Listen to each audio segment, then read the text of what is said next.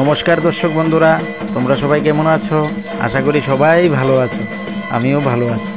ত্রিপুরা এবং ত্রিপুরার বাইরে থেকে তোমরা যারাই আমার এই চ্যানেলটাকে দেখছো, তোমাদের প্রত্যেককে মাস্টার সুমন ফ্যামিলি ব্লগের পক্ষ থেকে আন্তরিক প্রীতি এবং শুভেচ্ছা জানাচ্ছি।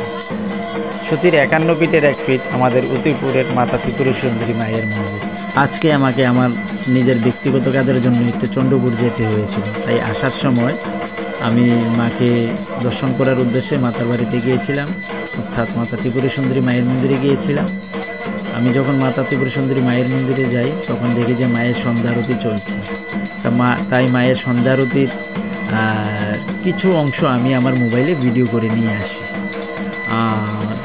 আমার স্নেহের দর্শক বন্ধুদের অনুরোধ রাখবো, তোমরা ভিডিওটি খুব প্রচুর পরিমাণে শেয়ার করো, যাতে মায়ের সন্ধ্যা আরতির এই দৃশ্যগুলো যেন সবাই দেখতে পারে।